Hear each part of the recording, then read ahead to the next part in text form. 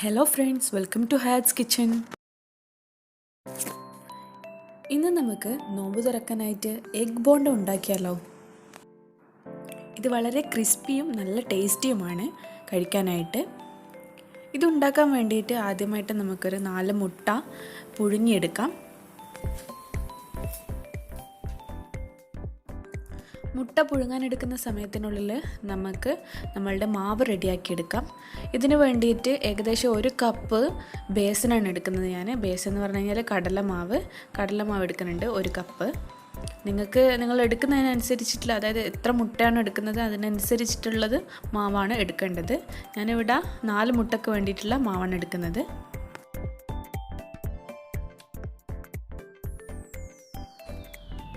ഇനി ഇതിലേക്ക് ഞാൻ ക്രിസ്പിനെസ്സിന് വേണ്ടിയിട്ട് 3 ടേബിൾ സ്പൂണോളം റൈസ് പൗഡർ അഥവാ അരിപ്പൊടി ഇട്ട് കൊടുക്കുന്നുണ്ട്.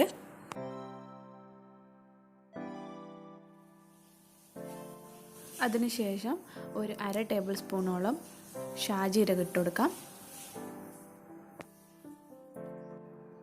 ഇനി ഇതിലേക്ക് ഒരല്പം ജീരകപ്പൊടി ഇട്ട് കൊടുക്കാം, അതായത് ക്യുമിൻ സീഡ്സിൻ്റെ പൗഡർ ഇട്ട് കൊടുക്കാം.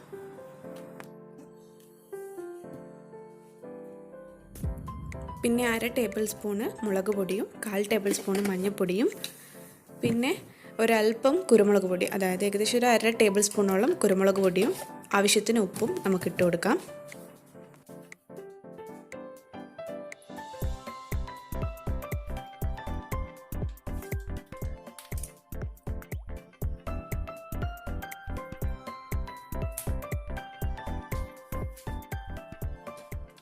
ഇനി ഇതിലേക്ക് അല്പം ഫ്രഷ് ആയിട്ടുള്ള മല്ലിയില കൂടി ഇട്ട് കൊടുക്കാം, ചെറുതായി അരിഞ്ഞെടുത്തിട്ട്.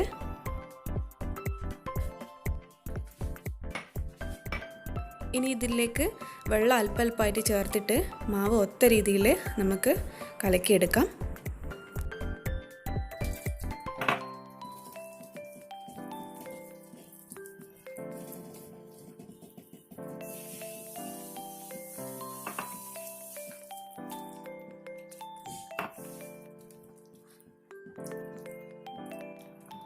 ഇതിങ്ങനെ ആക്കിയെടുക്കുന്ന സമയത്ത് മാവ് തീരെ ലൂസായി പോവാതിരിക്കാൻ ശ്രദ്ധിക്കണം.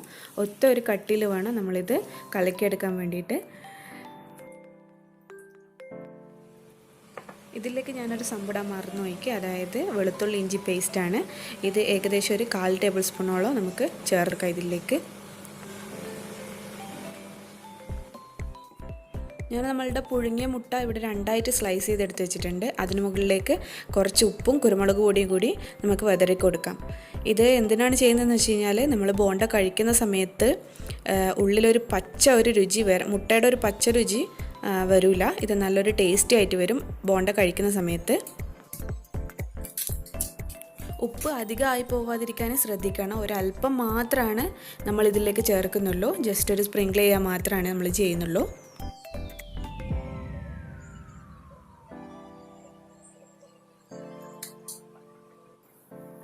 അപ്പോൾ മുട്ട ഇവിടെ റെഡി ആയിട്ടുണ്ട്. ഇനി ഇത് നമുക്ക് മാവിൽ മുക്കിയെടുത്തിട്ട് പൊരിച്ചെടുക്കാം.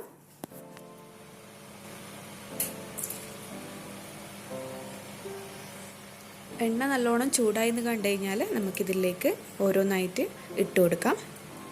ഇതുപോലെ നല്ലോണം കവർ ചെയ്തതിന് ശേഷം പെട്ടെന്ന് തന്നെ ഇട്ട് കൊടുക്കണം, അല്ലെങ്കിൽ മുട്ട ഫുള്ളായിട്ട് കവർ ചെയ്യില്ല. അത് കുറച്ചായിട്ട് ഇങ്ങനെ മാവ് സൈഡിലൊന്നും എത്താൻ ചാൻസ് ഉണ്ടാവില്ല. അതുകൊണ്ട് പെട്ടെന്ന് തന്നെ മുക്കിയെടുത്തതിന് ശേഷം പെട്ടെന്ന് തന്നെ വറുക്കാൻ ഇട്ട് കൊടുക്കാം.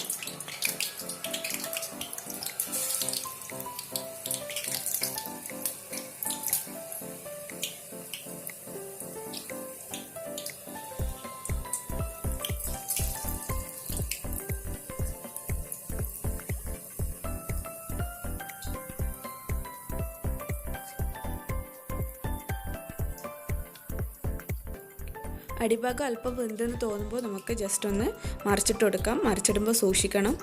ഇതിപ്പോൾ ഞാനിവിടെ ചീനച്ചട്ടി എടുത്തുകൊണ്ട് അടിയിൽ ജസ്റ്റ് ചെറുങ്ങനെ ഒന്ന് പറ്റുന്നുണ്ട്. നോൺ സ്റ്റിക്ക് പാത്രം ഉണ്ടെങ്കിൽ അതിൽ ചെയ്യാനാണ് നിങ്ങൾക്ക്. അപ്പോൾ നമ്മളുടെ ക്രിസ്പി ആയിട്ടുള്ള എഗ് ബോണ്ട ഇവിടെ റെഡി ആയിട്ടുണ്ട്. ഇനി നമുക്കൊരു പ്ലേറ്റിലേക്ക് സെർവ് ചെയ്യാം. അപ്പോൾ എല്ലാവർക്കും എൻ്റെ വീഡിയോ ഇഷ്ടമായിട്ടുണ്ടാവുമെന്ന് ഞാൻ കരുതുന്നു. ഇഷ്ടമായിട്ടുണ്ടെങ്കിൽ എൻ്റെ ചാനൽ സബ്സ്ക്രൈബ് ചെയ്യാനും വീഡിയോ ലൈക്ക് ചെയ്യാനും മറന്നു പോകരുത്. അപ്പോൾ നമുക്ക് വീണ്ടും കാണാം അടുത്ത വീഡിയോ ആയിട്ട്. Bye friends.